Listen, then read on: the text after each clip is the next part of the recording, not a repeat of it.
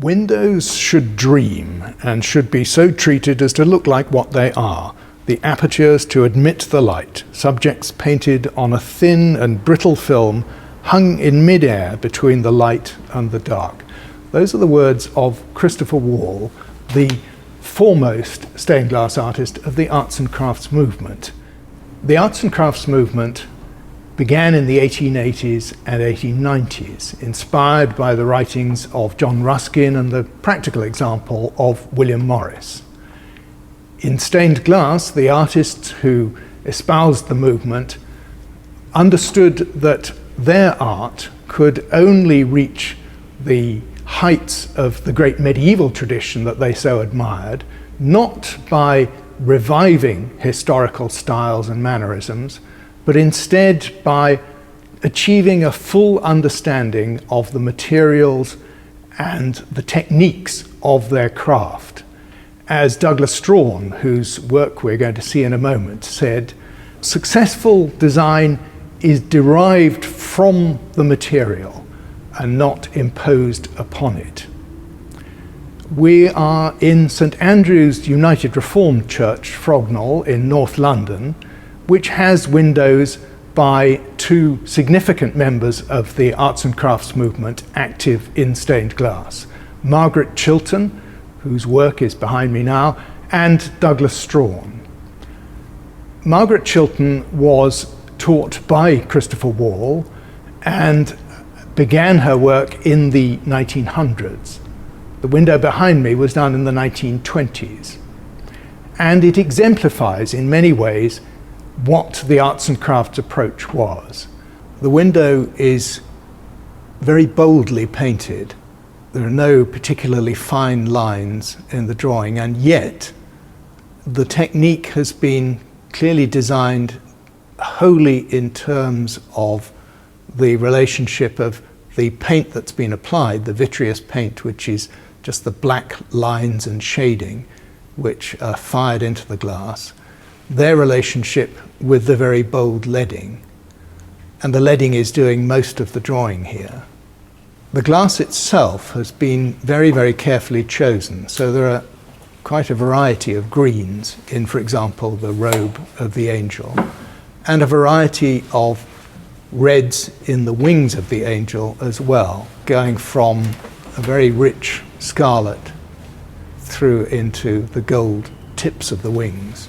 Because the theme of the window here is a song of creation in praise of God, the border is actually made up of groups of bells and organ pipes symbolizing man-made music in praise of God, which harmonizes with the nature scene within the central subject itself. At the top of the window, the nature elements are the stars against a blue background, very dramatic white silvery stars, and the whole subject is set against a fretwork of quarry glazing of diamond-shaped panes of glass. We're in the stained glass studio in London of Caroline and Tony Benyon, and I'm here to look at some examples of stained glass, but particularly to talk about the techniques and materials of arts and crafts stained glass, and the way in which that philosophy of working is still very much a living tradition. And perhaps if we start at looking at the kind of materials that we've got in front of us here, and Tony, how did they differ from what had been revived in the earlier Victorian period? Well, essentially, you had so at the beginning of the 19th century, you had kelp glass, which is as thin as that. Feel how light that is. And then by the time you got to the end of the 19th century, you had antique sheet glass, which came out about after the 1890s, probably, as a reaction to the prior's glass. And they were actually made in a cylinder form, and then they were sliced down their middle and put in an annealing cabinet, and it flattens out into that. That's what we call streaky glass. And then, as you know, in the late 1880s, we had slab glass, which was blown into a tin box. You can see you get 4 sides and a bottom, and that would be cut off at the top because that's overflow, and that would leave you with sides like that. Well, what's the purpose of making the glass in this way as opposed to this way? This will produce a relatively flat sheet, but Yes. as we can see, there's quite a bit of movement in the colour, and there's bubbles and things. So there is some sort of life in that. Well, there is life in it, but there's not as much life as there is in a slab, which really sparkles and is full of faults and bumps and lumps, which artists could actually use and take the benefit from. So now you use this material, slab glass, exactly as it was first created in the 1880s and used by all the great arts and crafts workers. You're still using it in your windows today, aren't you? And still have a rare stock of this material. Now, tell us, what are the special characteristics? What are the ways of working that are different when you're using this from using much more conventional, flatter glass? For me, it's using less paint and letting the glass sing, because here you have a paler section here, and where it is thicker, you don't have to put so much paint on. If you see here, there's no shading at all on that piece of glass, on this little heraldic panel, and you can use this line work that supports the leading. You don't have to use layers of mats to hold back the light. So it helps to sing, and therefore you don't have to keep staining it or whatever. You can do that in one piece of glass. I can tell from the weight of this that this is extremely chunky leading. This is very, very heavy leading. So actually, it's essential in a way for constructional purposes, isn't it, to have this very, very heavy leading.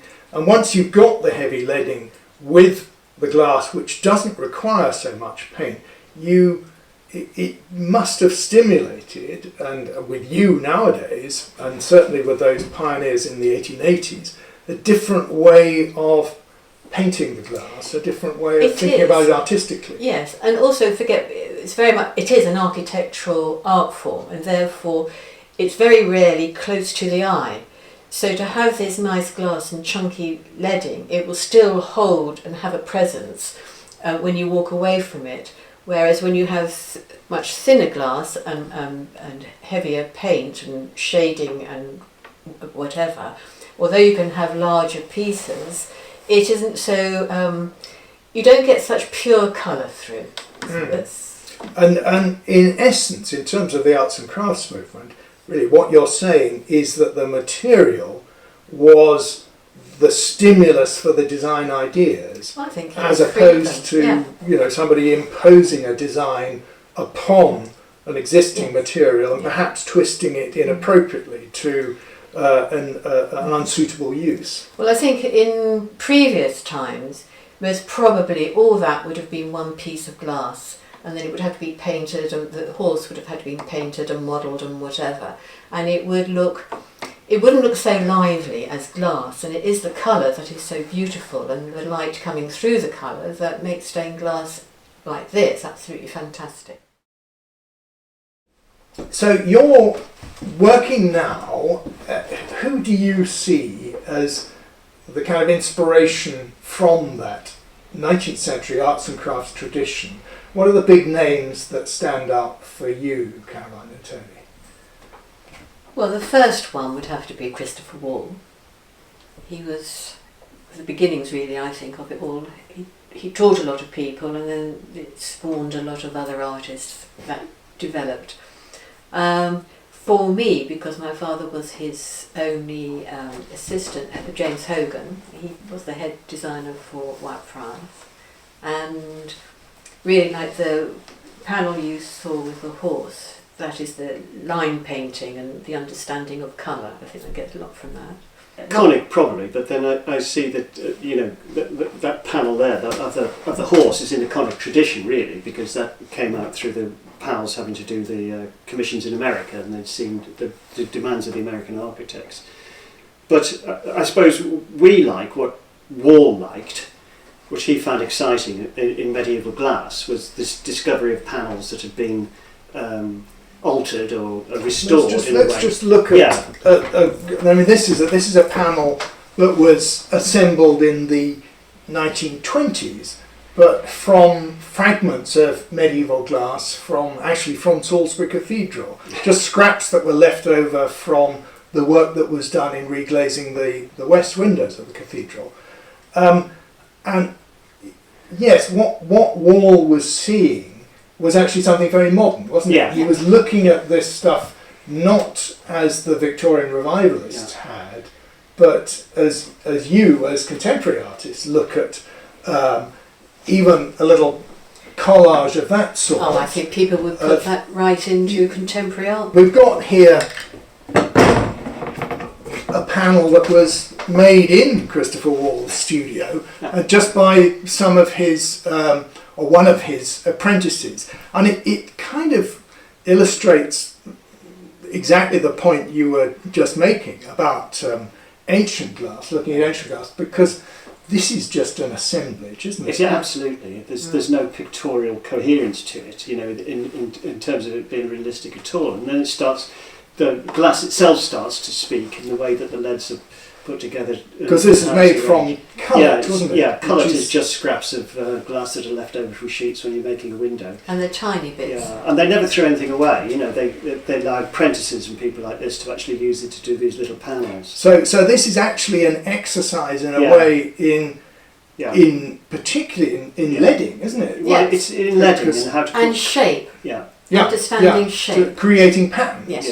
Yeah. Essentially, and so that, although it represents a couple of little animals and the snake has been painted onto the clear glass, but otherwise it's really just an abstract composition, isn't it? You can see all the different textures on it, which makes, you've got texture, got each piece of glass is off a different sheet. It's how it's arranged together. There's a little bit of streaky yellow glass there, which is obviously part of the slab. But you see, they're doing their Conic did. What's that? 1820s, 1920s, 30s. Yes, This is something that the American artist Charles Conic, who of course is a great disciple of Christopher Wall, and who took his aesthetic of stained glass and his ideas about workmanship, took them to America. He visited London in 1910. He met Christopher Wall. He would have seen panels like the one we just looked at. And then in the 20s, a friend of his excavated glass from the old industrial glass works at Sandwich in Massachusetts. So this is actually just made of scraps of glass that had come from a tip and which were assembled to create this marvellous little sort of mosaic of the Capricorn symbol. And obviously there are echoes here of the medieval tradition. Clearly the way the tree is stylised in this panel, also by Charles Conic, that we're looking at, it's an evocation of that great medieval tradition, and yet it's clearly a very modern work. All these diagonal lines are actually, to me, they kind of suggest very much the period it was done. 1924 this panel is dated. So you're getting a marriage of what Conic, and I suppose Wall before him, had seen as modern in the ancient tradition. Douglas Strahan was unquestionably the foremost British stained glass artist of the interwar period. By the 1920s, his reputation was international, and he is now best known perhaps for his windows in the Scottish National War Memorial in Edinburgh Castle. But here in St Andrews in London are two of his very powerful War Memorial windows. In fact, probably the finest War Memorial windows in any London church commemorating the 1914-1918 war.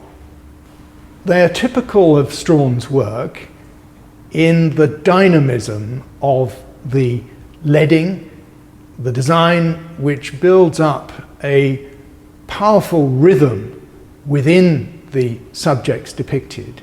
The two windows represent sacrifice and warfare. On the left is warfare as represented in the Old Testament, and in the lowest range of figures are the Israelites led by Miriam celebrating after a battle.